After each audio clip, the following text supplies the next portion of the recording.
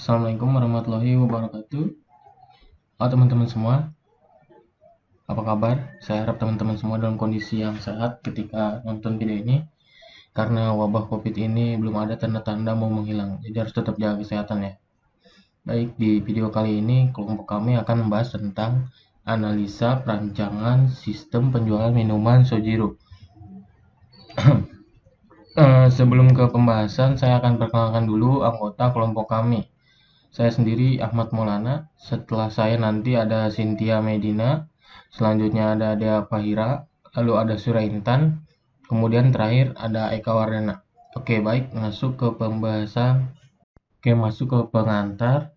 Semakin besar proses transaksi, maka semakin besar pula data yang harus dikelola.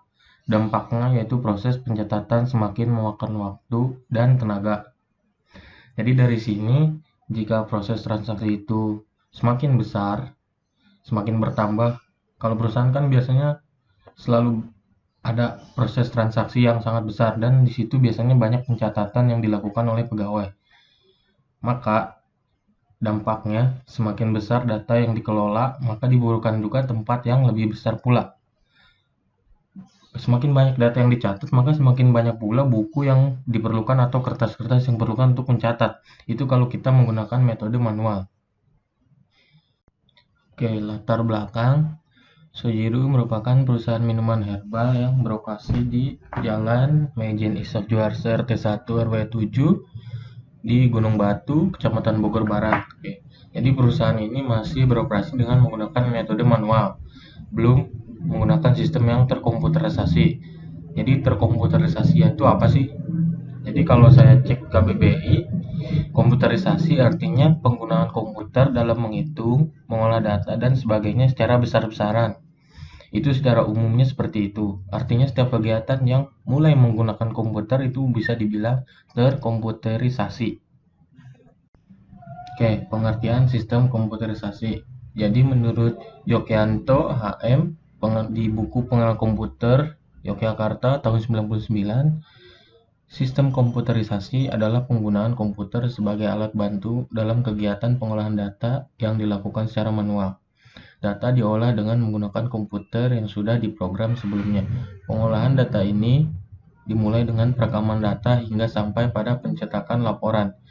Jadi di pengertian di sistem komputerisasi di sini mulai mengerucut.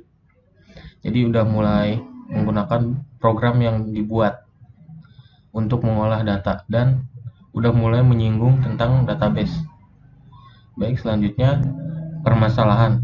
Permasalahan di Sojiro ini ada beberapa diantaranya metode pencatatan masih menggunakan manual, artinya dia masih menggunakan kertas.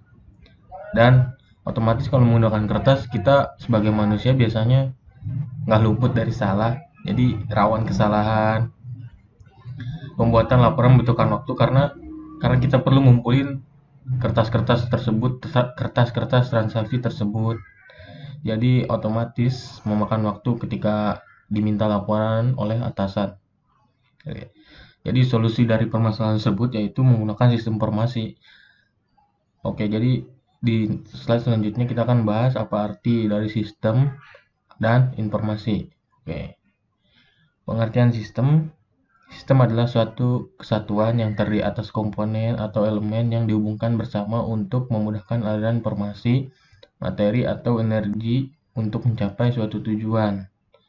Oke, selanjutnya informasi. Informasi dapat diartikan suatu data yang telah diproses dan diubah menjadi konteks yang berarti sehingga memiliki makna dan nilai bagi penerimanya dan biasanya digunakan untuk pengambilan keputusan.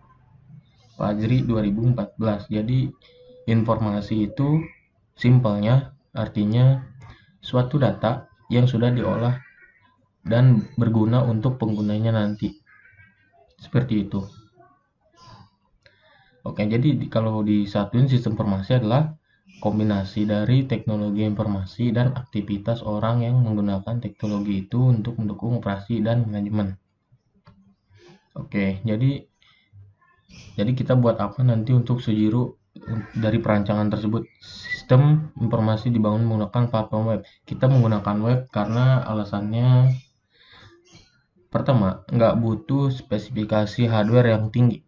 Coba kalau kita menggunakan Android, otomatis menggunakan minimum requirement yang lebih besar. Misalnya RAM 8 GB itu untuk developingnya ya, untuk pembuatan aplikasinya. Kalau untuk penggunaan saya yakin karyawan-karyawan di sana udah punya HP Android. Oke, alasan yang kedua responsif. Responsif di sini artinya mampu mengadaptasi semua layar. Jadi dia fit untuk desktop, PC, dan mobile. Itu salah satu kelebihan web. Jadi bisa digunakan di mobile juga tanpa perlu menggunakan Android native. Oke, yang terakhir ada banyak dukungan. Jadi kalau kita maksudnya banyak dukungan di sini, kita bisa lihat tutorial-tutorial di YouTube, di Google banyak. Jadi setiap ada kesulitan kita bisa cari di sana karena dukungannya banyak, karena rata-rata programmer programmer Android tuh kebanyakan biasanya dari programmer web dulu. Nggak tahu ya saya. Oke, jadi keuntungan yang diharapkan yang pertama, pembeli memiliki kelulusan melihat produk. Jadi dia nanti kita punya halaman produk yang isinya produk-produk dengan deskripsi lengkapnya dan harganya. Oke. Yang kedua, pemesanan mudah, jadi tinggal klik-klik aja. Yang ketiga, mampu bersaing dengan perusahaan lain. Ya, karena perusahaan lain juga udah mengadaptasi, udah menggunakan web dan segala bentuk pemasaran lainnya. Oke, jadi ada perencanaan aktivitas secara global. Yang pertama, analisa desain sistem. Jadi di sini kita menganalisa diagram-diagram, membuat diagram, menganalisa aliran-aliran data yang digunakan. Di sini kita pasti banyak wawancara dengan pegawai di sana. Yang kedua, desain user interface. Kita membangun setelah berhasil membuat desain sistem, selanjutnya kita desain user interface yang ciamik atau cantik dipandang mata gitu. Jadi enak kalau kita membuka web tersebut. Yang ketiga, pembuatan sistem. Di sini programmer mulai mengerjakan coding-coding yang harus dilakukan sesuai dengan analisa desain sistem. Yang keempat, kalau sudah jadi biasanya diuji dulu apakah masih banyak kesalahan, apakah belum sesuai dengan desain sistem, atau masih banyak bug-bug yang perlu diperbaiki. Oke, yang kelima, setelah pengujian baru dilakukan maintenance atau penyempurnaan sistem. Yang keenam, mulai implementasi, artinya mulai diterapkan langsung di perusahaan. Oke. Kemudian proses bisnis. Yang pertama, proses pengelolaan pesanan. Pelanggan datang, lalu memesan minuman yang tersedia di dalam list menu yang diberikan oleh karyawan. Pesanan yang sudah diterima akan diproses hingga terbentuk nota pembelian dan karyawan akan membuatkan pesanan tersebut. Kemudian yang kedua, pembayaran. Karyawan akan membuat 2 nota. Yang pertama, nota pink untuk diberikan kepada pelanggan, dan nota putih akan disimpan sebagai data pembelian. Karyawan akan memberikan nota kepada pelanggan, lalu pelanggan membayar pesanannya. Kemudian yang ketiga, laporan penjualan. Karyawan Sojiro akan membuat data atau laporan penjualan minuman sesuai dengan data pesanan pelanggan. Dan karyawan akan melaporkan kepada pemilik perusahaan Sojiro. Di sini ada activity diagram. Pada gambar activity diagram ini ada 3 swimline, yaitu pelanggan, karyawan Sojiro, dan pemilik perusahaan. Aktivitinya dimulai dari pelanggan. Pelanggan datang, kemudian karyawan memberikan daftar menu kepada pelanggan. Lalu pelanggan memesan minuman, dan karyawan menerima pesanan minuman tersebut. Setelah itu, karyawan mencatat nota pesanan dan membuat pesanan. Lalu, karyawan memberikan pesanan kepada pelanggan, kemudian pelanggan membayar pesanan, dan karyawan menerima pembayaran. Lalu, karyawan membuat tanda bukti pembayaran dan menyerahkan tanda bukti pembayaran kepada pelanggan. Lalu pelanggan menerima tanda bukti pembayaran. Kemudian karyawan membuat nota bukti pembelian pesanan. Lalu membuat laporan penjualan minuman untuk diberikan kepada pemilik Sojiro. Nah, lalu pemilik Sojiro menerima laporan penjualan. Selesai. Spesifikasi dokumen. Yang pertama, spesifikasi dokumen masukan. Yaitu menu. Nama dokumen menu. Fungsi menampilkan daftar produk, sumber karyawan, tujuan pembeli, media kertas, frekuensi setiap ingin melakukan pembelian, jumlah 1 lembar, bentuk lampiran A4. Kemudian, spesifikasi dokumen keluaran. Yang pertama, nota pembelian. Nama dokumen nota pembelian, fungsi sebagai bukti transaksi, sumber pelanggan, tujuan pemilik, media kertas, frekuensi setiap melakukan pembelian, jumlah 1 lembar, bentuk lampiran A6. Yang kedua, laporan penjualan, nama dokumen, nota penjualan, fungsi sebagai laporan penjualan, sumber kepala bagian administrasi, tujuan pemilik, media kertas, frekuensi setiap bulan, jumlah 1 rangkap, bentuknya lampiran B1. Selanjutnya, analisa kebutuhan sistem. Dalam pembuatan sistem, ada beberapa hal yang harus diperhatikan. Tentunya kita harus menganalisa sistem yang akan dibuat. Berikut ini adalah bagian sistem yang akan dibuat. Yang pertama itu pemilik. Berikut aktivitas yang akan dilakukan oleh pemilik. Pemilik dapat melakukan login, pemilik dapat mengelola data karyawan, pemilik dapat melihat dan mengelola data laporan penjualan, pemilik dapat melakukan logout. Kemudian yang kedua, karyawan. Karyawan dapat melakukan login, karyawan dapat mengelola data menu, karyawan dapat mengelola data pesanan, karyawan dapat mengelola data pembayaran, karyawan dapat mengelola data penjualan, dan terakhir karyawan dapat melakukan logout. Dan yang ketiga, pelanggan. Pelanggan dapat melakukan pembelian, pelanggan dapat memilih produk dari list menu, pelanggan dapat membatalkan transaksi, pelanggan dapat melakukan pembayaran, pelanggan dapat melihat transaksi. Nah, ini ada use case diagram. Pada gambar use case diagram, kita bisa lihat ada 3 aktor, yaitu pelanggan, karyawan Sojiro, dan pemilik Sojiro. Nah, pelanggan bisa memilih produk atau melihat detail produk. Lalu pelanggan bisa melakukan pembelian minuman atau bisa hanya melihat transaksi, membatalkan pesanan, atau melakukan pembayaran. Nah, karyawan Sojiro bisa mengelola data pesanan, mengelola data menu, melakukan pengelolaan data pembayaran, mengelola data laporan, tapi sebelum itu karyawan Sojiro harus melakukan login. Sama seperti karyawan Sojiro, pemilik Sojiro dapat melihat dan mengelola data laporan penjualan dan mengelola data karyawan, tetapi harus melakukan login terlebih dahulu. Kemudian skenario use case, tabel 2.1, melakukan login pemilik. Use case name, melakukan login. Requirements, pemilik melakukan login. Goals, pemilik dapat masuk ke halaman tampilan masing-masing. Pre-condition, pemilik belum melakukan login. Post-condition, pemilik sudah masuk ke halaman login. Failed end condition, pemilik gagal masuk ke halaman login. Primary actor, pemilik. Main flow or basic path. Yang pertama, pemilik masuk ke halaman admin. Kemudian pemilik mengisi form login.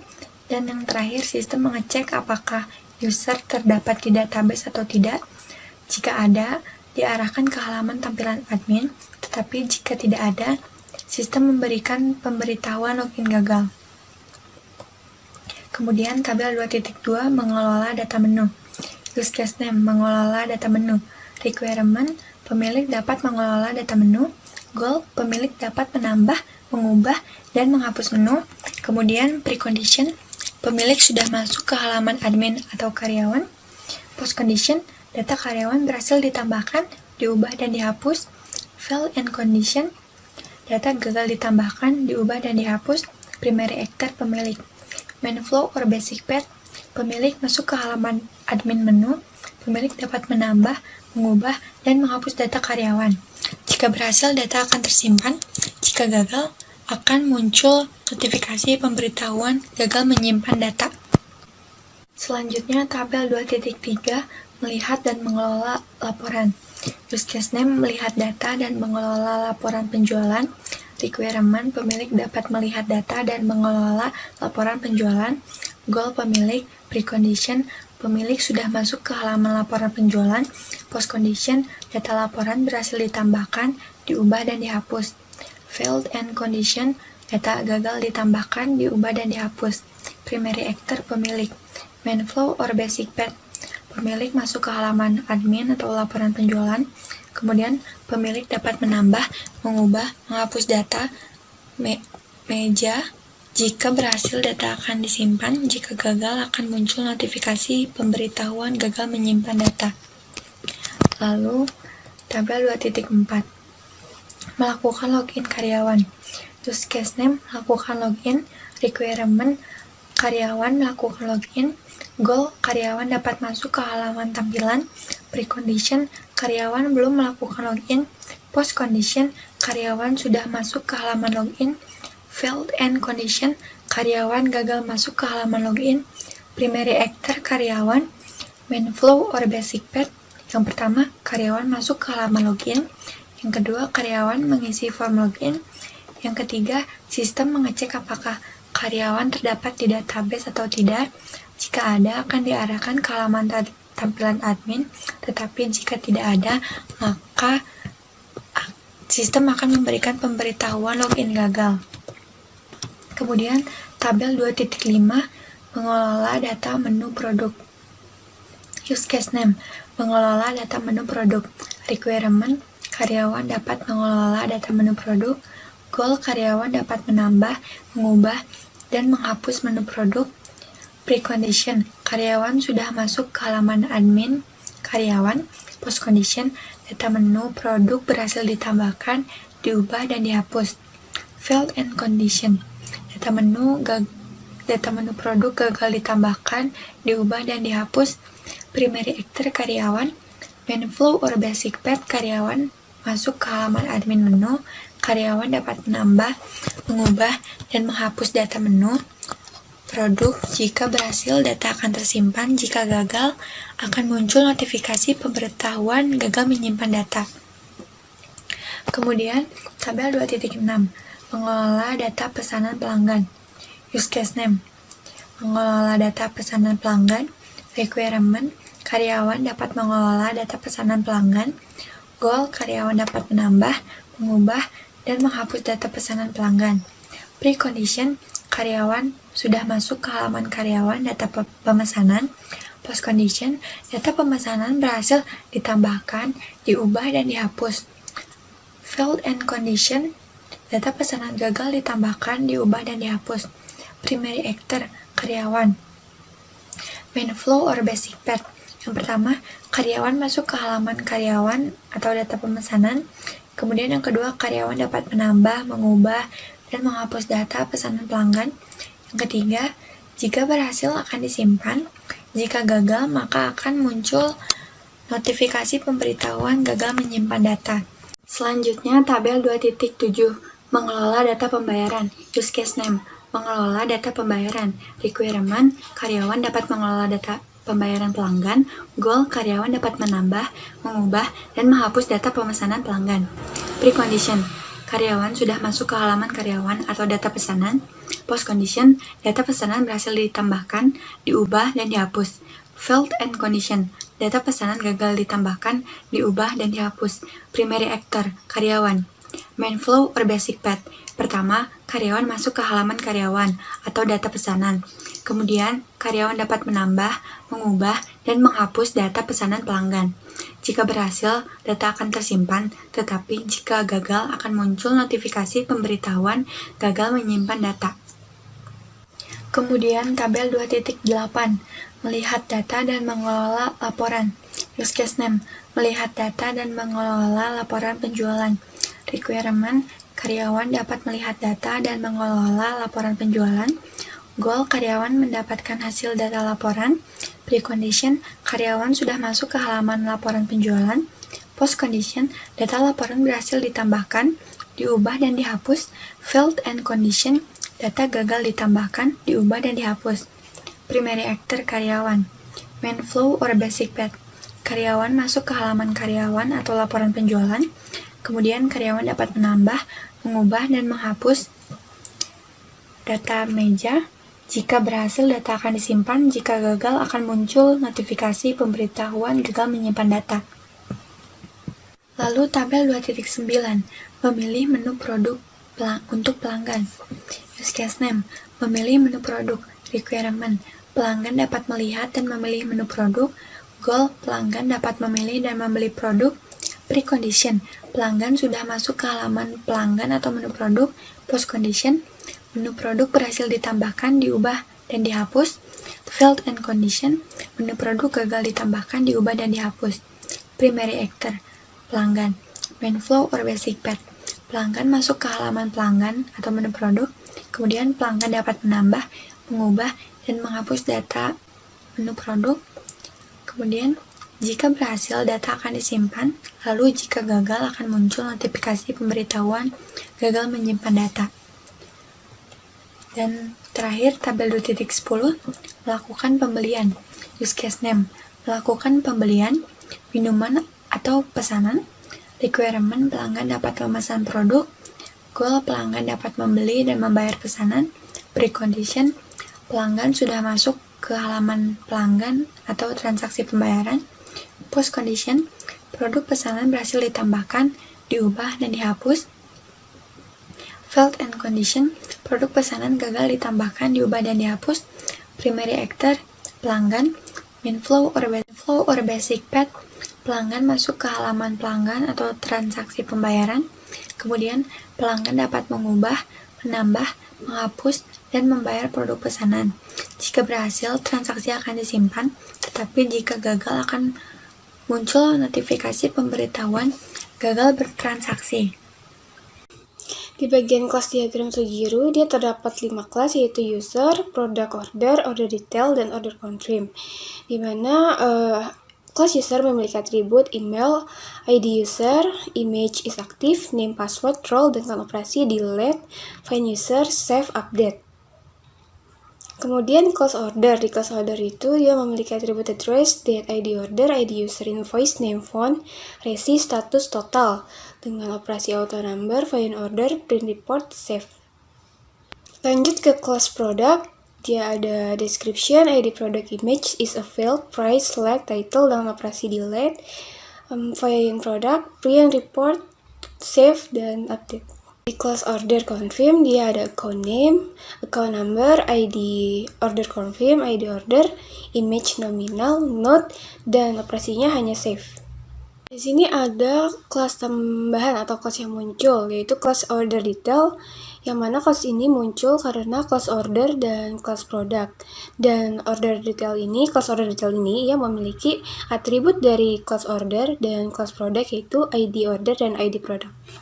Setelah kelas diagram, di sini ada sequence diagram, di mana user itu dia sebagai aktor, kemudian ada objek yaitu order form, control order, control product, control order confirm, control order detail, dan order detail. Kita mulai dari user. Di sini user membuka form dari objek order form, kemudian user dia menambahkan order, dan dimana akan masuk ID order, nama, date, font, address. Kemudian setelah user memasukkan semuanya, dari order form ini ia akan menyampaikan pesan ke control order. Nah, pesan itu berupa ID product. Nah, setelah itu di sini terjadi looping, di mana aktivitasnya akan berjalan dalam satu lingkaran yang akan diulang secara terus-menerus. Kemudian di sini kita lihat di control product. Di sini dia memasukkan pesan juga berupa ID produk ke produk. Nah, dari produk ini dia memasukkan pesan deskripsi dari produk itu ke control product. Kemudian dari control product dia menyampaikan pesan lagi yang akan diterima oleh order form, yaitu description dari produk itu. Di sini ada perulangan. Di sini ada alternatif, ada if jika ID produknya lebih dari 0, Maka produk, dia akan menyampaikan pesan ke controller produk berupa description. Kemudian dari controller produk, dia akan menyampaikan pesan lagi ke order form berupa description. Begitu seterusnya dengan set image, set price. Nah, di sini ada else. Jika tidak ada pesanan, maka order form dia akan menyampaikan pesan quantity. Kemudian dari control order, quantity-nya itu disampaikan lagi ke control order detail. Nah, kemudian dari control order detail ke order detail. Setelah keluar dari perulangan, kita masuk ke invoice. Nah, di mana di invoice ini dia menyampaikan pesan invoice kepada control order, kemudian control order menyampaikan pesan lagi ke order form. Nah, dari order form ini dia mendapatkan ID produk, kemudian disampaikan lagi pesannya ke control order. Nah, di sini ada alternatif lagi. Kita lihat slide. Di sini ada alternatif lagi, di mana control order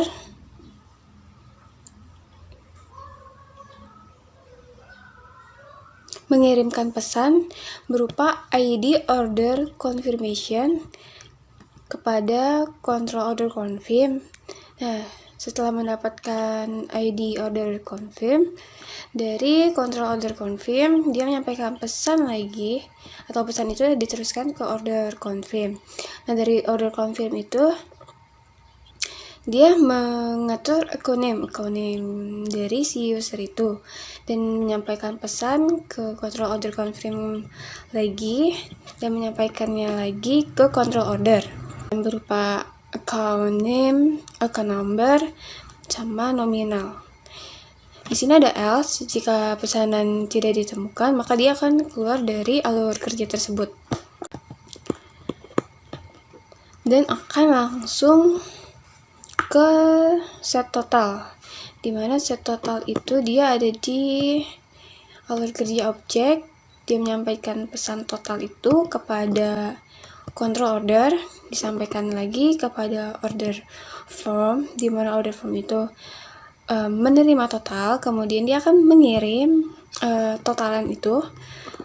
mengirim lagi totalan itu ke control order, kemudian dikirim lagi ke order. Di sini juga ada, jika batal, dia akan mengirim pesan ke control order dan dikirim lagi ke order. Di sini ada konfirmasi bayar. Dari order form, dia mengirim pesan konfirmasi bayar ke control order, terus mengirim pesannya lagi dan meneruskan pesannya lagi ke order. Nah, dari order itu akan mendapatkan resi atau memunculkan resi, yang mana si resi itu merupakan pesan yang dikirim dari order menuju control order, kemudian diteruskan lagi ke order form. Setelah resi muncul, kemudian dari order form dia akan mengirimkan pesan hapus ke order form, yang artinya user itu akan membuat order form yang baru. Baik, selanjutnya ada spesifikasi file. Yang pertama ada file user. Nama file user, fungsinya digunakan untuk menyimpan data setiap user. Akronimnya user.myd. Tipe filenya file master, lalu organisasi file, index sequential, akses file, random access, medianya hard disk, panjang record 531 karakter atau byte, kunci field, ID underscore user, softwarenya MySQL. Berikut adalah detail dari table file user. Oke, selanjutnya ada file order. Nama filenya order, fungsinya digunakan untuk mengelola dan menyimpan data order. Akronimnya order.myd. Tipe filenya file transaksi, organisasi file, index sequential, akses file, random access, medianya hard disk, panjang record 657 karakter atau byte. Kunci fieldnya ID underscore order, softwarenya MySQL. Berikut adalah tabel dari file order.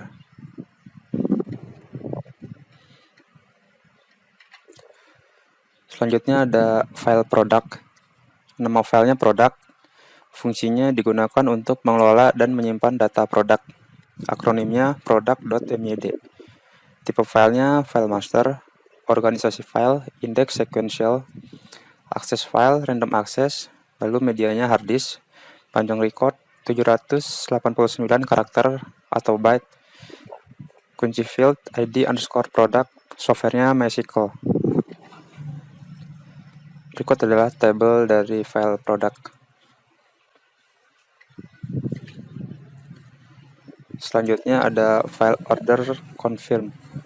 Nama file order confirm. Fungsinya digunakan untuk mengelola data order confirm. Akronimnya order confirm.myd. Tipe file, file master, organisasi file, index sequential, akses file, random access, medianya hard disk, panjang record 799 karakter atau byte, kunci field ID underscore order conf, softwarenya MySQL. Berikut adalah tabel dari file orders confirm.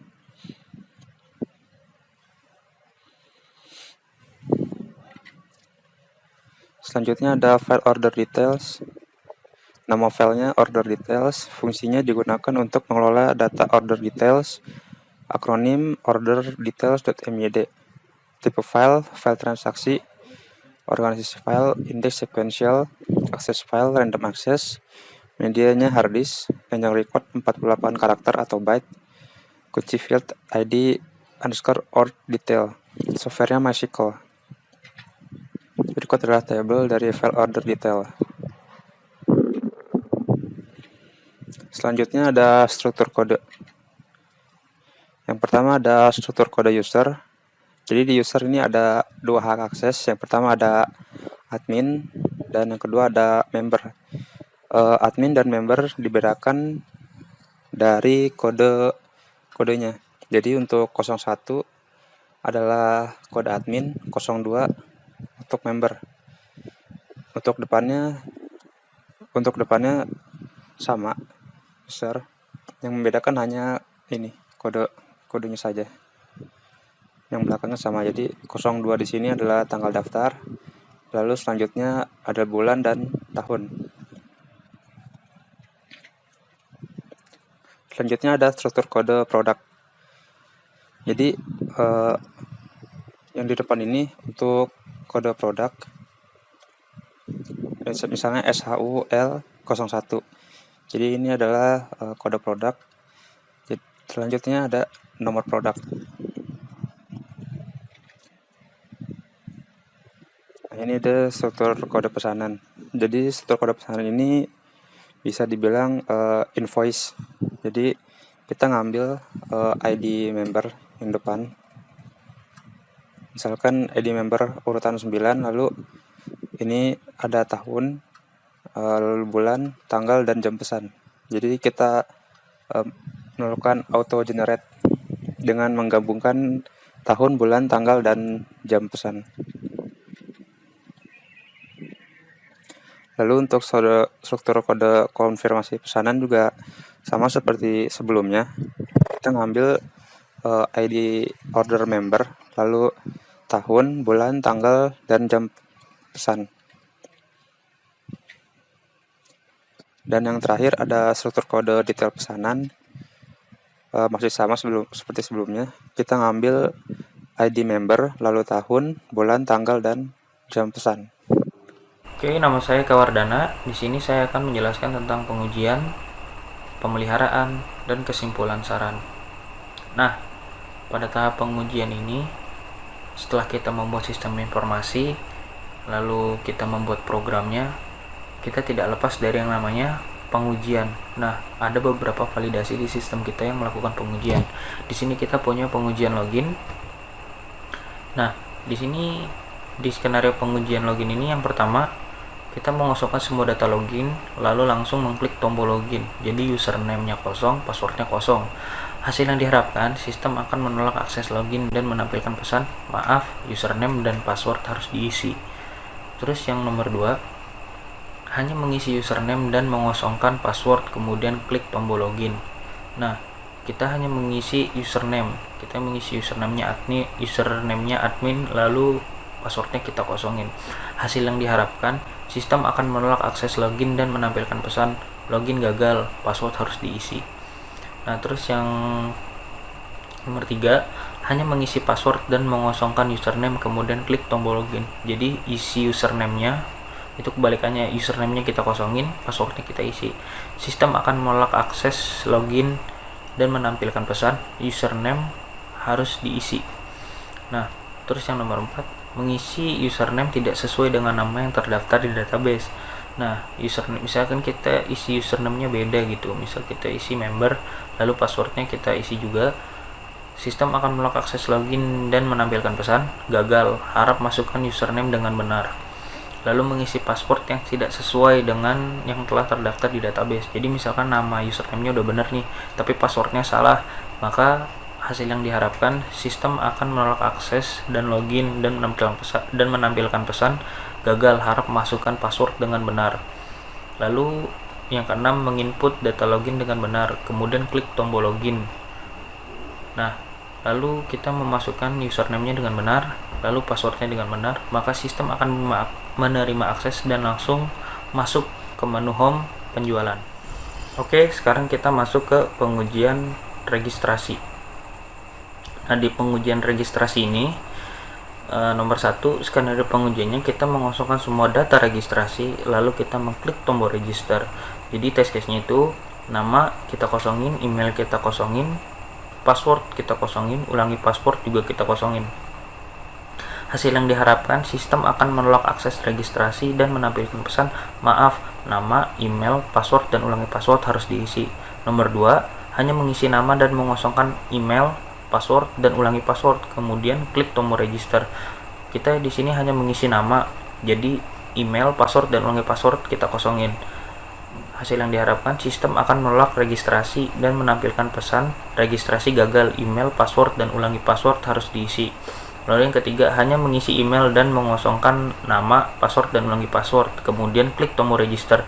Test case-nya, nama kita kosongin, email kita isi, password kita kosongin, ulangi password kita kosongin. Lalu sistem akan menolak akses registrasi dan menampilkan pesan nama, password, dan ulangi password itu harus diisi. Lalu nomor 4, mengisi ulang password tetapi tidak sesuai dengan password, kemudian klik tombol register. Kemudian klik tombol register, maka nama kita isi, email kita isi, password kita isi, tapi ulangi password nggak sesuai sama passwordnya.